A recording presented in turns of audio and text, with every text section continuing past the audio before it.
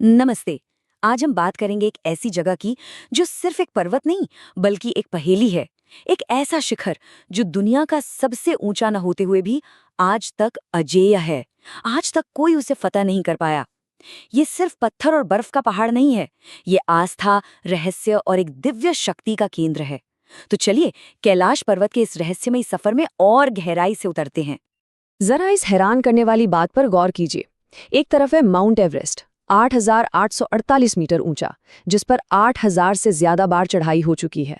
और दूसरी तरफ है कैलाश पर्वत, जो उससे लगभग 2,000 मीटर छोटा है और इसके शिखर पर आज तक कोई नहीं पहुंच पाया, एक भी इंसान नहीं। आखिर ऐसा क्यों है? क्या वजह हो सकती है? तो इसका जवाब आपको सिर्फ भूगोल में नहीं मिलेगा। इसकी वजह आध्यात्मिक है, स्पिरिचुअल है। कैलाश पर्वत को महादेव शिव का घर माना जाता है।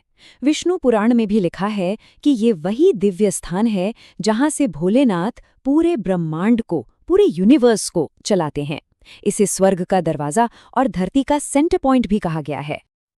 तो अब मन में एक सवाल तो जरूर आता है कि क्या कभी किसी ने इस पर चढ़ने की कोशिश ही नहीं की, ट्राई नहीं किया? बिल्कुल किया, कोशिशें हुई हैं।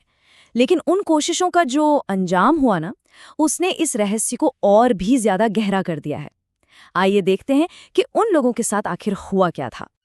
बात है साल 2001 की। दुनिया के कुछ बेहतरीन पर्वतारोही, टॉप के क्लाइंबर्स, चीन, स्पेन और रूस से एक साथ आए। पूरे मॉडर्न इक्विपमेंट के साथ उन्होंने प्लान बनाया कि कैलाश पर चढ़ेंगे। उन्हें लगा कि बस अब हम इतिहास रच देंगे। लेकिन शायद कैलाश की मर्जी कुछ और ही थी। वो जैसे ही आगे बढ़ने लगे, अचानक आउट ऑफ नोवेयर मौसम पूरी तरह बदल गया। एक इतना भयानक बर्फीला तूफान आया कि उनका सोचा हुआ रास्ता ही गायब हो गया, बंद हो गया। और टीम के मेंबर्स को ना एक अजीब सा अनजाना डर महसूस होने लगा, जैसे जैसे कोई अनदेखी शक्ति उन्हें कह रही हो कि बस और आगे नहीं। उसी टीम के एक रशियन सदस्य ने बाद में बताया कि जैसे ही वो पर्वत के करीब पहुंचे, उनका दिल इतनी तेजी से धड़कने लगा और उनके अंदर से एक आवाज आई, बिल्कुल साफ, कि आगे मत बढ़ो। और जैसे ही उन्होंने वापस मुड़ने का फैसला किया, उनका मन एकदम शांत हो गया। है ना ये अजीब बात? तो ये सिर्फ खराब मौसम या मन के डर की बात नहीं थी। कैलाश के आसपास ऐसी कई अजीबोगरीब चीजें होती हैं, पैरानॉर्मल घटनाएं, जिनका जवाब साइंस के पास भी नहीं है। सुनिए इस बारे में। वहां जाने वाले लोग कहते हैं कि कैलाश के पास समय बहुत तेजी से चलता है। मतलब सिर्फ 12 घंटे में उनके बाल और नाखून उतने बढ़ जाते हैं जितने आम तौर पर हफ्तों में बढ़ते हैं। और इतना ही नहीं, कई लोगों ने आसमान में 7 अलग अलग रंगों की रहस्यमयी लाइट्स देखी हैं और कहते हैं कि वहां की हवा में ओम और डमरू की आवाज गूंजती रहती है। अब इतने सारे रहस्य, इतने खतरों के बावजूद हर साल लगभग 20,000 लोग इस जगह पर आते हैं, खिंचे चले आते हैं। तो सवाल वही है, अगर ऊपर चढ़ना मना है तो फिर ये लोग यहाँ आते क्यों हैं? क्या करने आते हैं? इसका जवाब है कि कैलाश की असली यात्रा उसके शिखर पर चढ़ने की है ही नहीं, बल्कि उसके चरणों में, उसके पास झुकने की है। तो चलिए समझते हैं कि इस पवित्र पर्वत तक पहुंचने का सही और माना हुआ तरीका क्या है। इस यात्रा को कहते हैं परिक्रमा। परिक्रमा का मतलब है पर्वत के चारों तरफ उसके बेस पर पैदल चलना। और मान्यता ये है कि कैलाश की सिर्फ एक परिक्रमा करने से इंसान के उस जीवन के सारे पाप धुल जाते हैं और उसे मोक्ष का रास्ता मिलता है। ये परिक्रमा शुरू होती है यम द्वार से। इसका नाम ही है मृत्यु के देवता का दरवाजा। और इसका एक सख्त नियम है कि इस दरवाजे को पार करने के बाद पीछे मुड़कर नहीं देखना है। ऐसा करना देवों का अपमान माना जाता है और यात्रा में मुश्किलें आ सकती हैं। और जो इस परिक्रमा को पूरा कर लेता है उसे मोक्ष मिल जाता है। लेकिन कैलाश की कहानी सिर्फ पर्वत तक ही सीमित नहीं है। उसके ठीक नीचे, उसके बेस पर 2 ऐसी झीलें हैं जो एक दूसरे से एकदम अलग हैं। ये अच्छाई और बुराई, जीवन और मृत्यु के बीच का गहरा फर्क दिखाती हैं। पहली है पवित्र मानसरोवर झील। इसका पानी इतना साफ है कि आईना लगे और मीठा है। कहते हैं इसे खुद भगवान शिव ने बनाया था और यहाँ देवता स्नान करने आते हैं।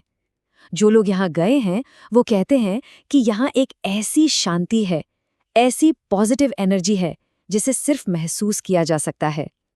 और फिर मानसरोवर के बिल्कुल पास आती है राक्षस ताल। इसका पानी खारा है, जहरीला माना जाता है।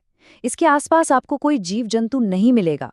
वहां का माहौल ही एकदम उजाड़ है, नेगेटिव एनर्जी से भरा हुआ। इसका पानी पीने से सख्ती से मना किया जाता है। तो ये झील बनी कैसे? इसकी कहानी जुड़ती है लंकापति रावण से। रावण को महादेव से शक्तियां चाहिए थीं, तो उसने कैलाश के नीचे बहुत कठोर तपस्या की और एक-एक करके अपने 9 सिर काटकर चढ़ा दिए। जिस जगह उसका राक्षसी खून गिरा, बस वहीं पर ये झील बन गई। इसे ही आज राक्षस ताल या रावण ताल कहते हैं।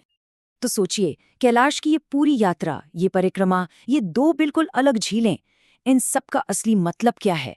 अब इस सफर के सबसे गहरे सच को समझने का वक्त आ गया है। शायद कैलाश पर चढ़ने से इसीलिए रोका जाता है क्योंकि ये यात्रा किसी पहाड़ को जीतने की है ही नहीं। ये तो अपने अंदर के मैं को, अपने ईगो को, अपने अहंकार को हराने की यात्रा है।